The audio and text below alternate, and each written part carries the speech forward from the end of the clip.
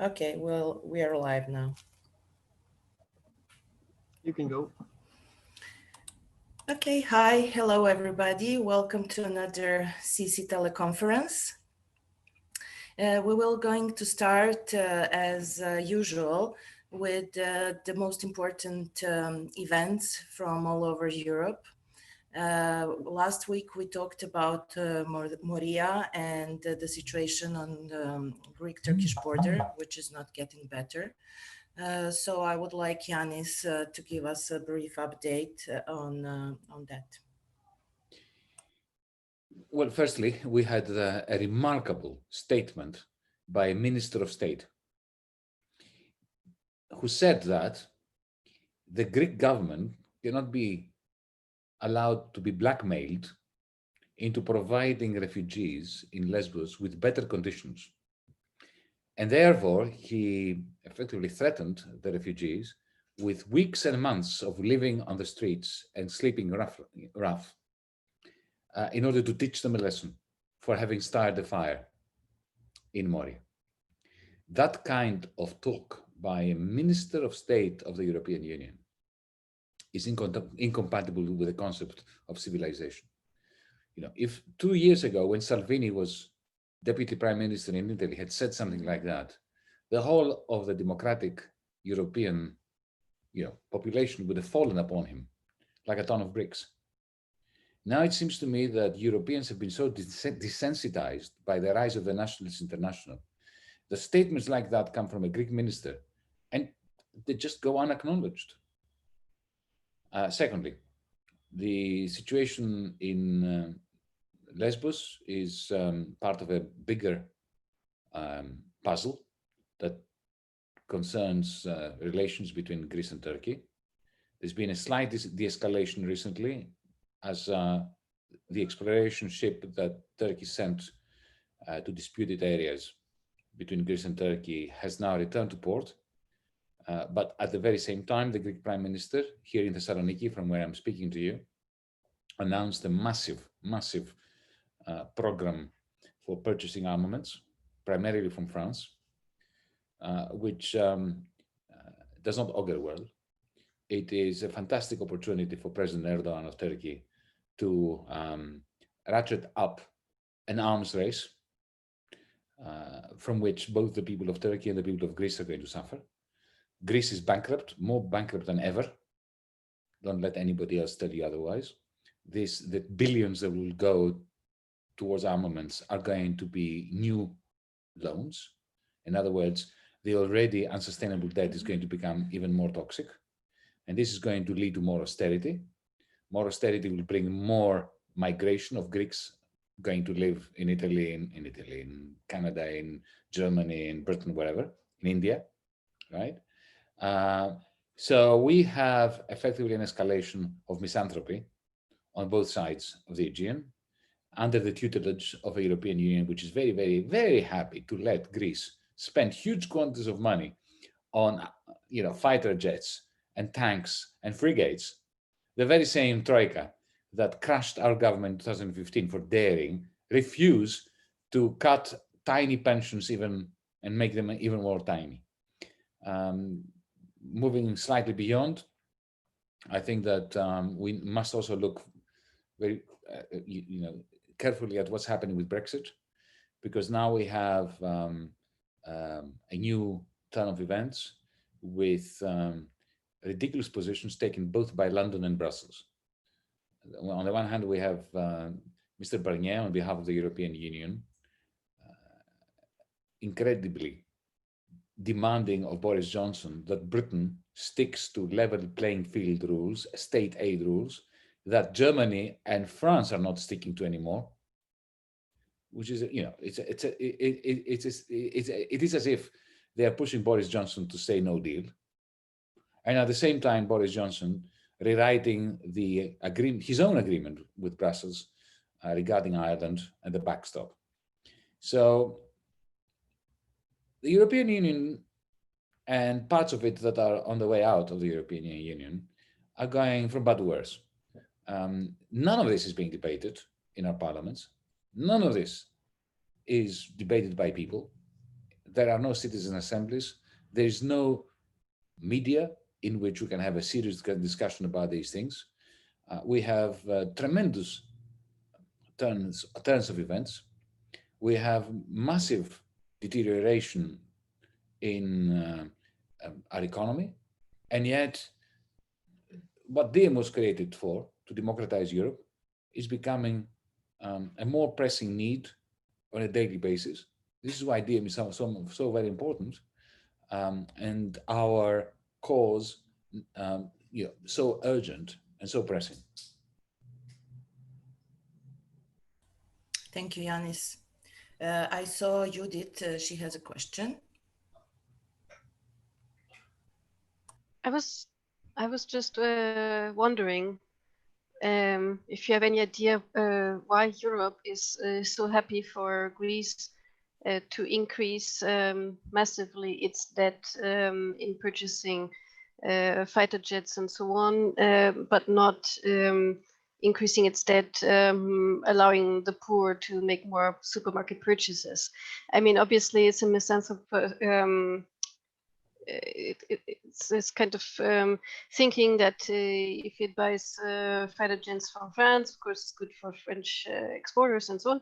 But I would think that if Greece's poor had more money, the money would wind up in big supermarket chains or Dutch milk exporters or the like. So I'm wondering why there is not a similar move. The Troika and the institutions of the European Union were always about conducting a vicious class war. Austerity, the bailouts were all about class war, shifting resources from the poor to the rich. When you have a government, the Greek government, spending at least 15 billion euros now on fighter jets, this is going to go in the pockets of the oligarchy, of the middlemen and the arms manufacturers. If on the other hand, the money that went into the pockets of the very, very poor people would not benefit at all, or will not benefit at all the oligarchy, cutting that money and shifting it to the lenders was functional to the interests of the oligarchy. It's really nothing more than straightforward, stringent, vicious class war. Unfortunately, yes. And it's not just happening in Greece. All our small, poor countries are buying more and more weapons. Srečko, did you have your hand up? Yeah, I just wanted to add basically what you just said, because at this moment also Croatia is also in negotiations to buy new fighter jets. At the very same time, they are discussing Israeli ones, Swedish ones, and so on.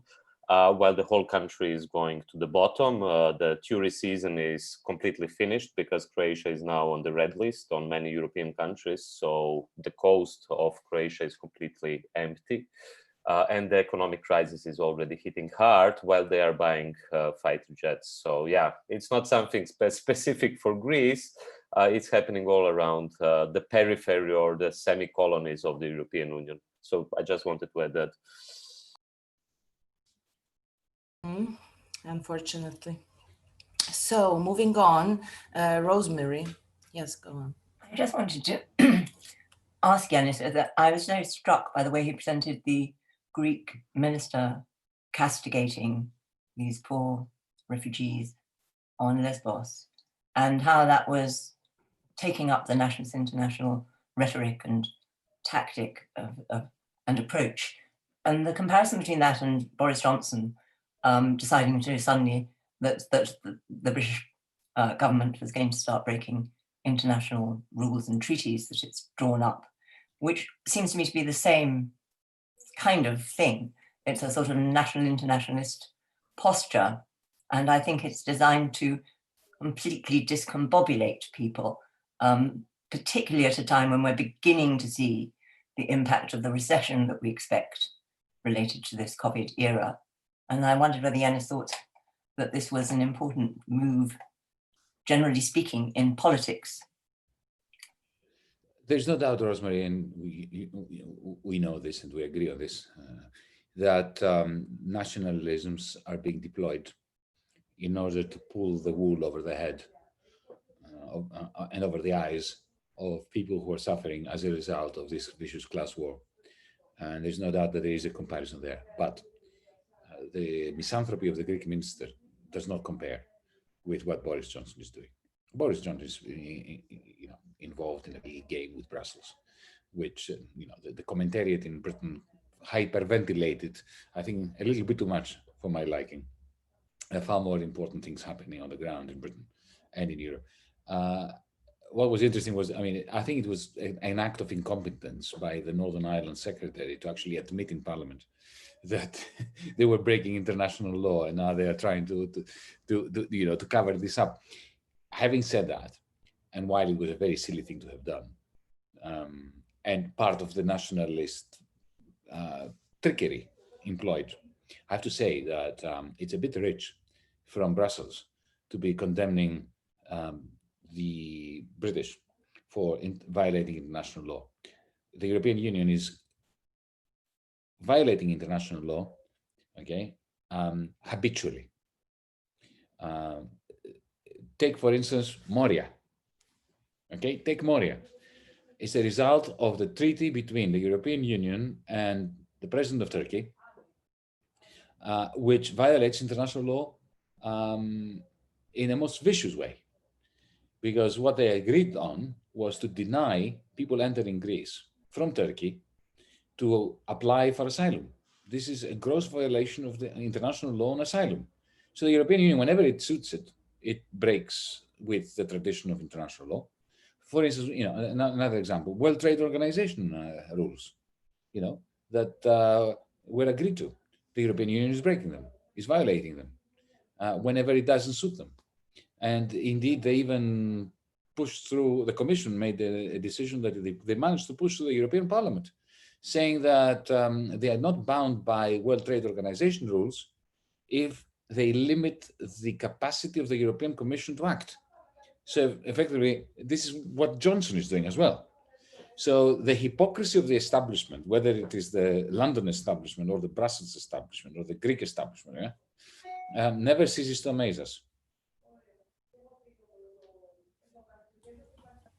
Thank you, Yanis.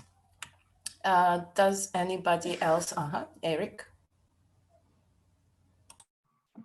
Just a quick word from the Brussels team. Good evening, everyone from Brussels.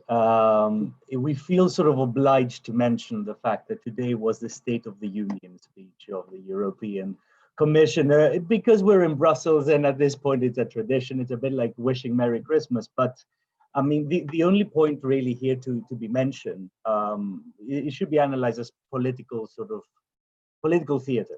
And the main thing, they put most of their eggs in the basket of recovery.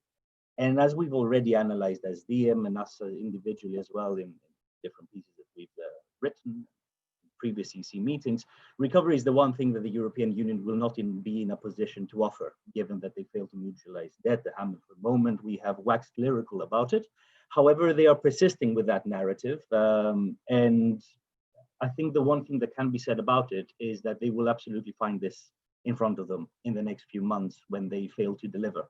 So just like with the economic crisis in 2008, the European Union is positioning itself in an impossible stance, offering things that it's not in a position to do because of its own failures. And this can be chronologically proven at this stage. So that is something I think that we should make sure to keep them and make them responsible for when the time is right at the point. And yeah, I think that was the main takeaway from today's speech. The recovery was the main thing that the Commission is offering Europeans.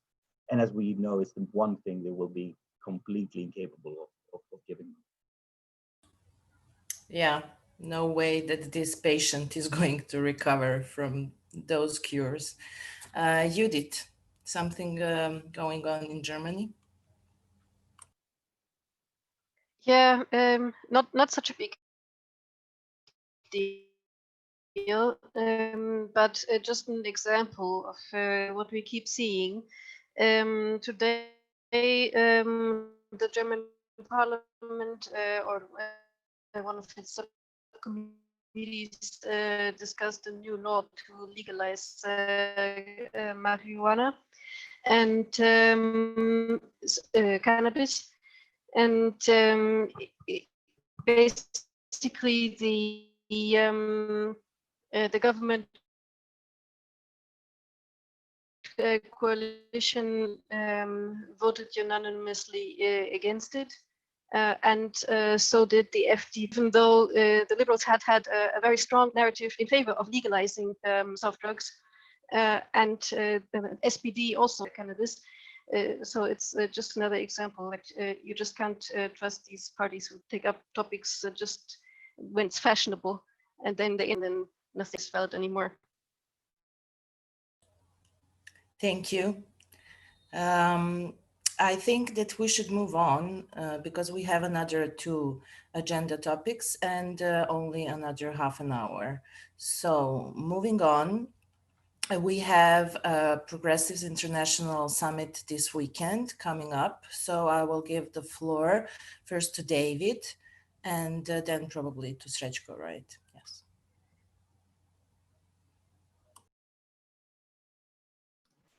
Great. So, hi everyone. It's just a great opportunity to reiterate the excitement that is bubbling up, I think, from all corners of the world about this inaugural summit of the Progressive International, which is happening this weekend, 18, 19, 20 of September. So just to recap kind of where we are and how we got here, which I think is always helpful to situate in this conversation about the Progressive International. Chapter 1 was this open call that DiEM signed with the Sanders Institute to all progressive forces.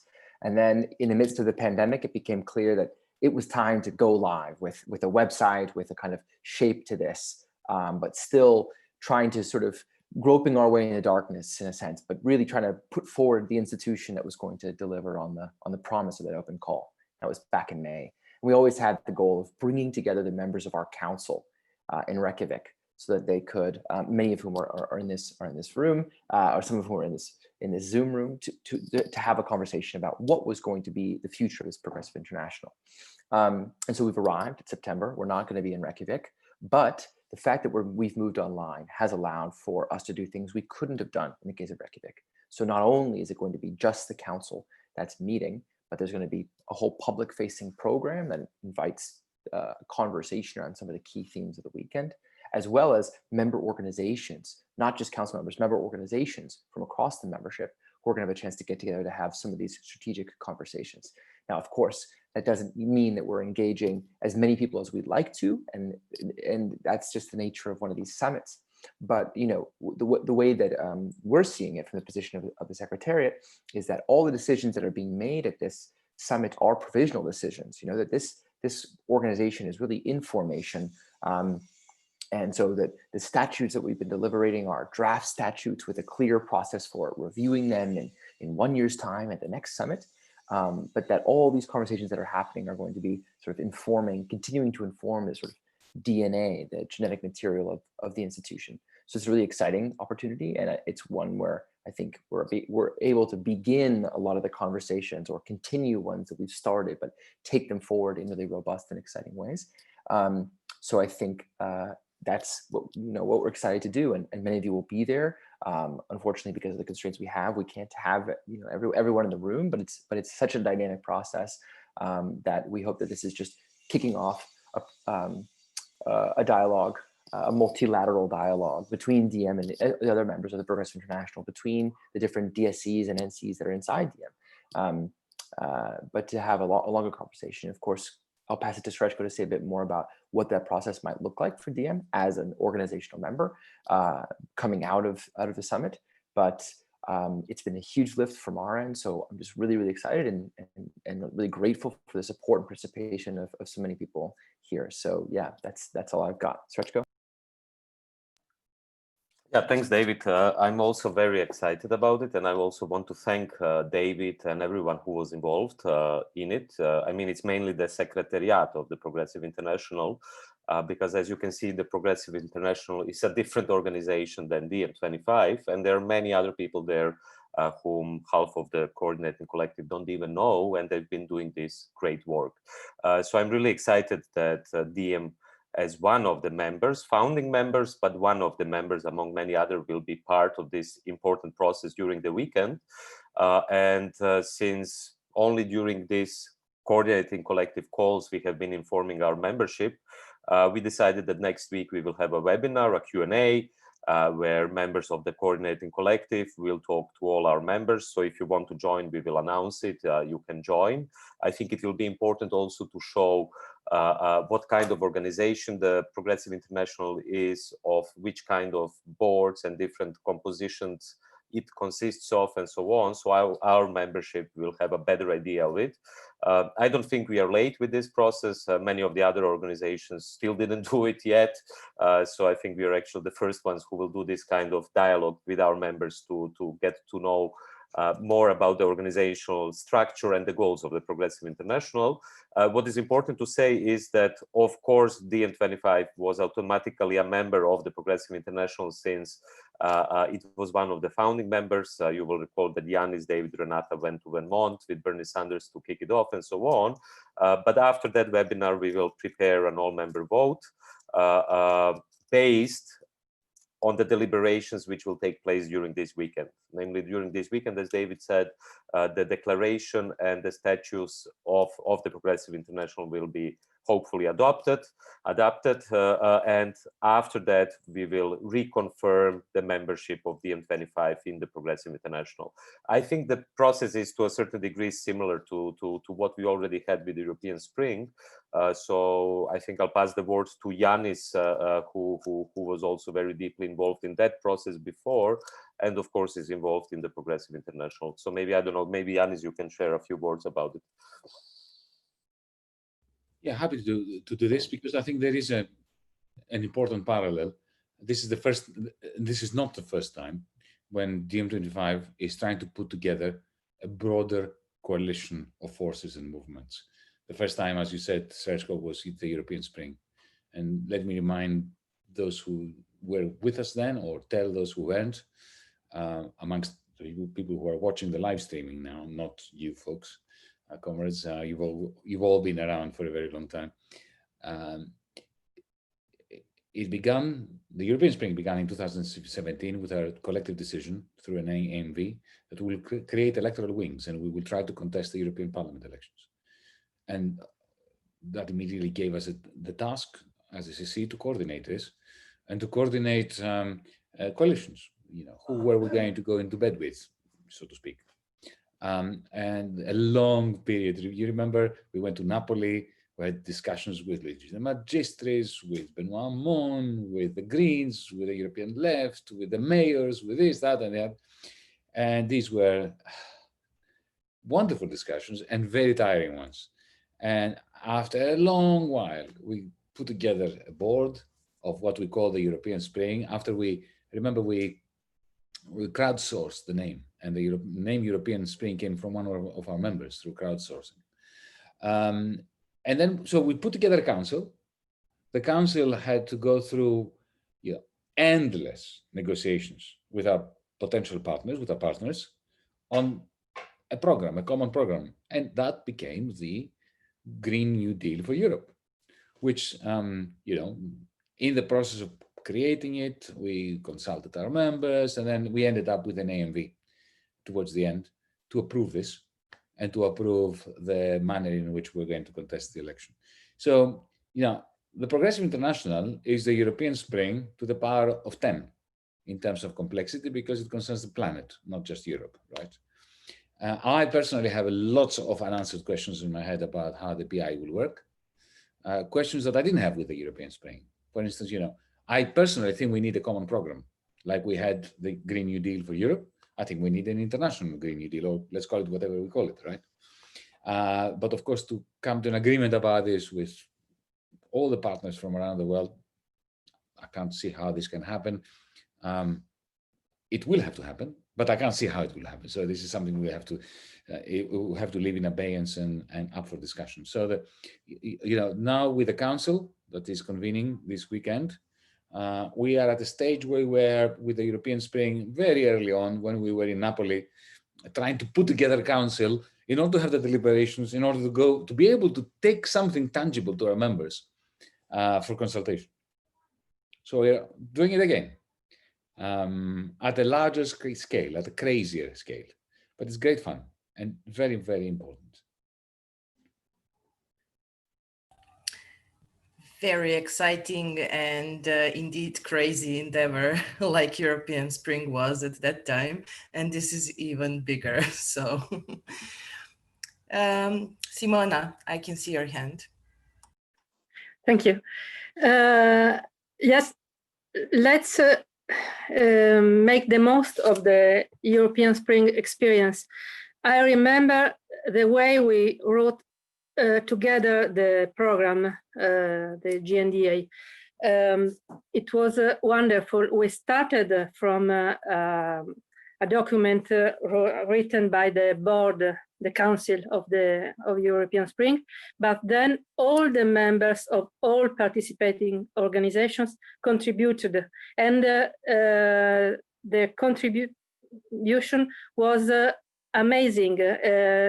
I was literally in love with our program, European Spring program, and it showed me what the minds of our members and of the participating organizations members could put together as a European political program.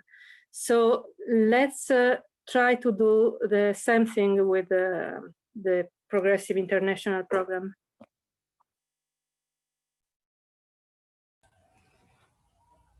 Okay, anybody else? If we don't have anything, Yanis, please. Just one quick thing on this, Simona. Remember, the PI is European Spring to the power of 10. So I agree entirely with you. This is what we should try to do. Have a common program that we all write together. But it's going to be much, much harder because of the complexity of the thing. So in my speech that I've already prepared, David made me prepared for Friday, this is what I say. But this was my proposal to all our partners in the PI. First, we need to convince them that we need a common program. We have not even convinced them of that yet. And then we have to convince them that we need to write it together.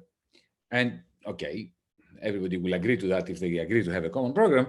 But what is the process of writing it together? That's something, we need to conjure up from thin air, right? Because this has never happened before.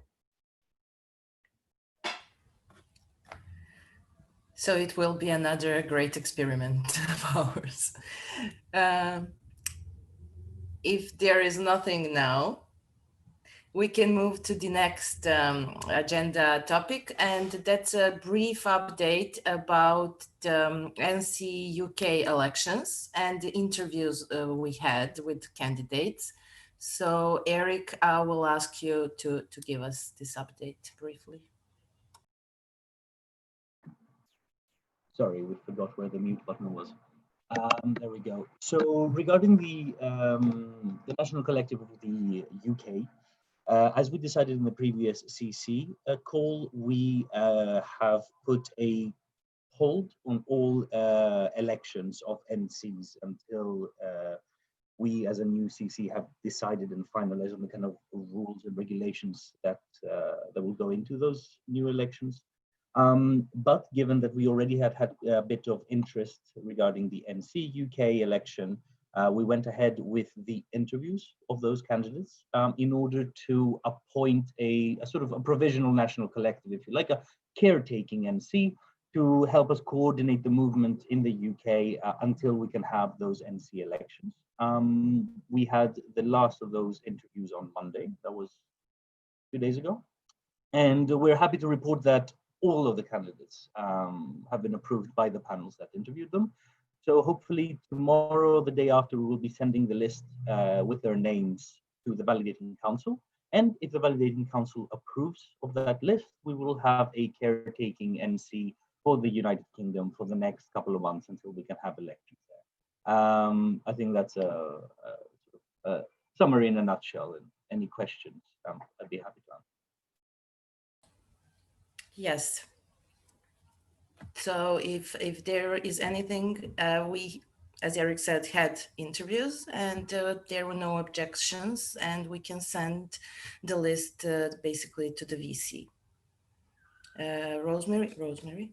Just wanted to thank you for doing those interviews and for the process. And we really look forward to working on the next project. It was our pleasure, really, and it is obviously a good step to have these interviews because we get to know people better, or to know them if we didn't know them before. And I can really tell that the future UK team is very energized and excited to take it from here. So if this is all about this part, we only have any other business left, and I would just want to use it to invite the CC to our next meeting, office meeting, so we can introduce you to the things that we are doing as we agreed the last time. And then we can also talk about other things that we need to bring forward in the future. So it's next Monday. Everybody who is interested, it is always welcome to join, but this one is particularly important for new members. So, Judith? No, this was my previous point. But since we're talking about the CC and office meeting, let me also say that the office has a Telegram channel where we post a lot of messages every day. And traditionally, this CC members who are more interested in the broad picture have not joined this channel. But of course, all of you are welcome to. If you want to know what are we doing on Monday, what are we doing on Tuesday, what are we doing on Wednesday. Like I said, it's a lot of messages. If you're not scared of that, you're welcome.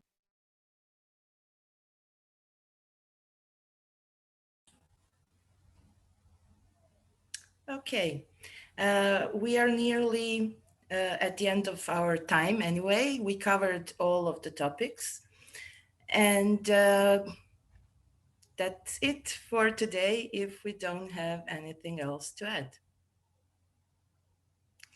It was good talking to you, and see you next week. Bye.